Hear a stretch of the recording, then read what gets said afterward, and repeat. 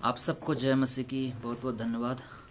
आज के सुंदर सुबह के लिए परमेश्वर ने सुंदर दिन दिया। आई एम भाई भक्त किंग के द्वारा लिखी हुई कुछ और बातों को हम देखेंगे। आज हम देखेंगे उत्पत्ति उसकी 39 अध्याय उसकी 23 आयत से 39 और उसका 23 आयत से वो हम देखेंगे। यहाँ पे यूसुफ के बारे में लिखा हुआ है। यूसुफ के वश में जो कुछ था उसमें से बंदीगृह के दरोगा को कोई भी वस्तु देखनी न पड़ती थी, क्योंकि यहोवा यूसुफ के साथ था और जो कुछ वह करता था यहोवा उसको उसमें सफलता देता था।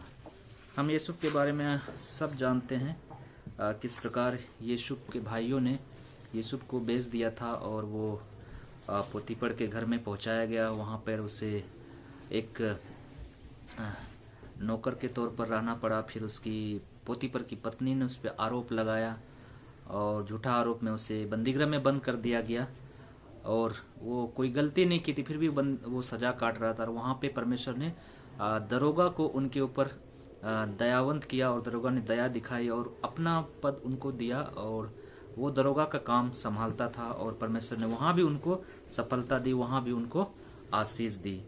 तो हम इस बात को यहाँ पे हम उत्पत्ति उसकी 39 अध्याय उसकी 23 आयत में देख सकते हैं कि क्योंकि यहोवा यूसुफ के साथ था और जो कुछ वह करता था यहोवा उसको उसमें सफलता देता था। क्यों यूसुफ के साथ था, इन बातों के बारे में हम आज देखेंगे। परमेश्वर यूसुफ को ईश्वरीय ज्ञान देने के लिए उसे मिस्र में लाया था। परमेश्वर ने यूसुफ को अचानक से या उसके भाई ने डाला इस वजह से आना पड़ा नहीं। परमेश्वर ने इसलिए यूसुफ को मिस्र में लाया ताकि वो उसे ईश्वरीय ज्ञान देना चाहता था। यहाँ पोतीफर की पत्नी ने देखा कि परमेश्वर उसके संग रहता है। यदि हमारे संग कार्यों में हम परमेश्वर को आदर देंगे तो हमारे आसपास के लोग यह कह सकेंगे कि परमेश्वर हमारे साथ है। यह याद रखें, अगर हम अपने कार्यों में परमेश्वर का आदर करेंगे तो आसपास के लोग हमारे कार्यों को देखकर कह सकेंगे कि हमारे साथ परमेश्वर है। हमारा अदृश्य परमेश्वर हमारे साथ है। हमारा अदृश्य परमेश्वर आश्चर्यजनक रीति से हमारे अधिकारियों की दृष्टि में हमें अनुग्रह दिलाता है। हम नहीं जानते कैसे, लेकिन अगर हम अपने कामों में परमेश्वर को आदर देते हैं तो आश्चर्यजनक रीति से हमारा अदृश्य परमेश्वर जिसको हमने नहीं देखा वो हमें अधिकारियों की दृष्टि में अनुग्रह दिलाता है। चाहे वो पाठशाला हो, चाहे वो कॉलेज हो, चाहे कारखाना हो या कोई अन्य स्थान क्यों न हो। यूसुफ अपने भाइयों के विरुद्ध यहाँ आप देख सकते हैं कि बड़बड़ाहट या कोई शिकायत कर सकता था, परंतु पूरी कहानी में हम देखते हैं कि अपने भाइयों या किसी दूसरे के विरुद्ध कभी भी उसने बड़बड़ाहट या शिकायत का एक शब्द भी अपने मुंह से नहीं निकाला कभी भी। कितनी अद्भुत बात है। उसके भाइयों ने, खुद के भाइयों ने उससे बेचा, लेकिन कभी भी उसने भाइयों को गाली या श्राप नहीं दिया। या उसके पोतीफर की पत्नी ने उसे गलत रीति से फंसाया तो उनको उसने कोसा नहीं। उसने बोला नहीं परमेश्वर को श्राप दे दे, इसने मेरे साथ ऐसा किया, मैंने कोई गलती नहीं की फिर भी यहाँ पे सजा काट रहा हूँ। उसने ऐसा कुछ नहीं बोला। कभी बुरबराहट या शिकायत उसने अपने जीवन में नहीं की। एक शब्द भी उसके मुंह से कोई गलत बातें नहीं निकला। या जो कुछ करता था उसमें उसे जहां भी रखा जाता था वो परमेश्वर को आदर देना चाहता था। वो उसको कहीं भी रखा जाता था वो परमेश्वर को आदर देना चाहता था, परमेश्वर को सम्मान देना चाहता, चाहे वो बंदीगृह ही क्यों ना हो।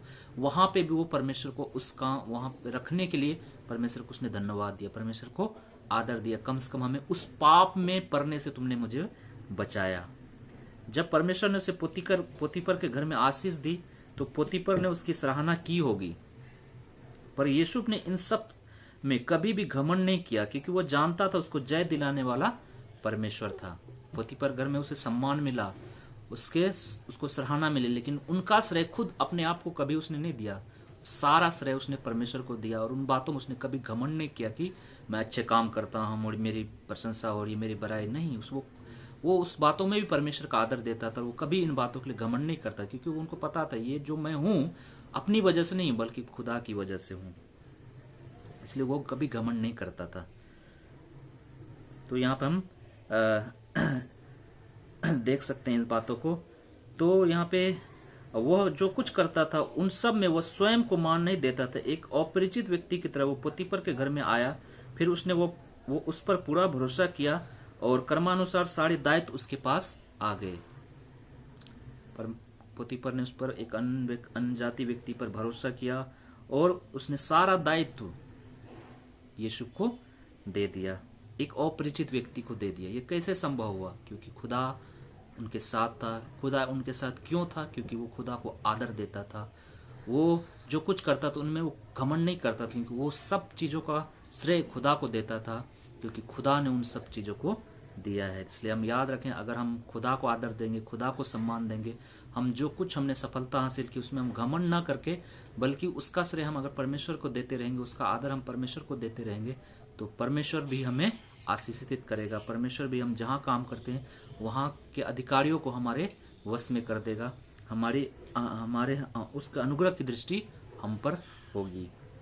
अपने कार्य में हम सचमुच परमेश्वर का आदर देंगे तो हमारे साथ काम करने वाले लोग यह स्वीकार करेंगे कि परमेश्वर हमारे साथ है। अगर हम अपने कामों में हम आदर देंगे परमेश्वर को, तो हमारे आसपास के लोग, हमारे साथ काम करने वाले लोग स्वीकार करेंगे कि परमेश्वर हमारे साथ है। हम परमेश्वर के अनुग्रह का अनुभव कर रहे हैं, इसे दिखाने के लिए परमेश्वर हमें कठिन परिस्थितियों में से लेकर जाता है।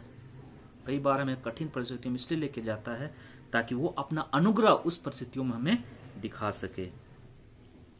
और इसके अतिरिक्त उच्च स्थान के लिए उन परिस्थितियों के द्वारा परमेश्वर हमें तैयार करता है। आगे आने वाले हो सकता है कि हमारे जीवन में परमेश्वर इससे बेहतर पद हमारे लिए तैयार करके रखा है, बेहतर चीजें हमारे लिए रखा है, उसके लिए वो हमें तैयार करता है। इन कठिन परिस्थितियों में हम यीशु के जीवन से इन बातों को सीख सकते हैं। हमें यह समझने की आवश्यकता है कि परमेश्वर हमारे लिए अधिक अच्छे विचार रखता है। हमें ये जानने की आवश्यकता है। हम छोटी छोटी बातों में कुरकुराने ना लगा रहे, यार मुझे समस्याओं में क्यों जाना पड़ रहा है, मैं यहाँ पे क्यों हूँ, मैंने कोई गलत काम नहीं किया, फिर भी ये लोग मुझे झूठा आरोप देकर हमें क्यों बंदीगृह में डाला, क्यों फंसाया है।